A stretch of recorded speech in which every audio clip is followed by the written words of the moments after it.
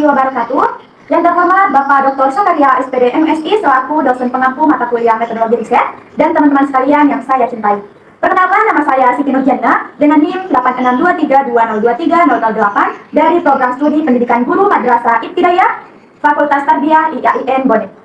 Pada kesempatan kali ini saya akan mempresentasikan proposal penelitian saya yang berjudul Pengaruh Penggunaan Media Lagu Pembelajaran terhadap Daya Ingat Siswa pada Pembelajaran IPAS kelas 5 MI Ar-Rahman Pajeko.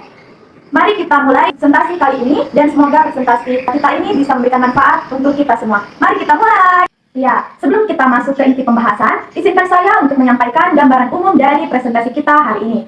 Ada 6 poin topik yang akan kita bahas dalam presentasi kita hari ini. Yang pertama, kita akan membahas latar belakang masalah. Yang kedua, identifikasi dan juga batasan masalah. Yang ketiga, rumusan dan tujuan penelitian. Yang keempat, ada metode penelitian. Yang kelima dan yang keenam, ada instrumen dan teknik analisis data. Baik, mari kita mulai dari yang pertama, ada latar belakang masalah.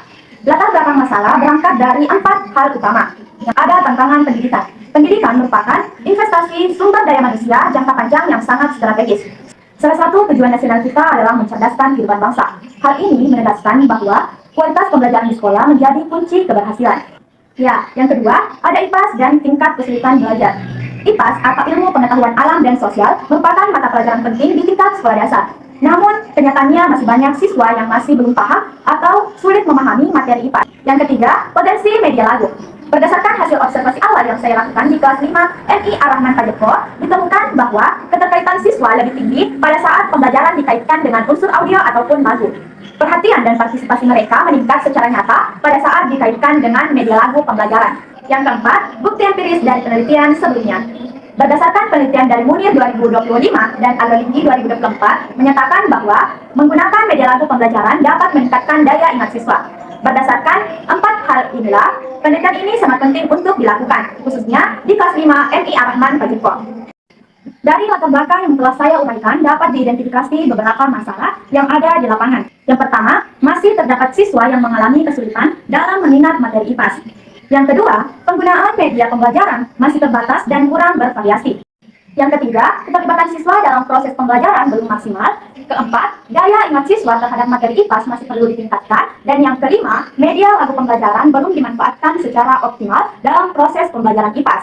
Namun, agar penelitian ini lebih terarah dan tidak meluas, maka saya membatasinya pada 4 hal. Yang pertama, penelitian ini difokuskan pada penggunaan media lagu pembelajaran sebagai variabel yang diteliti. Yang kedua, variabel yang diukur adalah daya ingat siswa sebagai variabel terikat. Yang ketiga, subjek penelitian adalah siswa kelas 5 MI Ar-Rahman Pajeko. Dan 4, materi pembelajaran dibatasi pada mata pelajaran IPAS. Berdasarkan identifikasi dan batasan masalah tersebut, saya merumuskan 2 pertanyaan penelitian. Rumusan masalah pertama, apakah terdapat pengaruh penggunaan media lagu pembelajaran terhadap daya ingat siswa pada pembelajaran IPAS kelas 5 MI Ar-Rahman Pajeko? Rumusan masalah yang kedua yaitu seberapa besar peningkatan daya ingat siswa setelah menggunakan media lagu pembelajaran dalam pembelajaran IPAS. Dari 2 rumusan masalah itu, tujuan penelitian ini ada 2.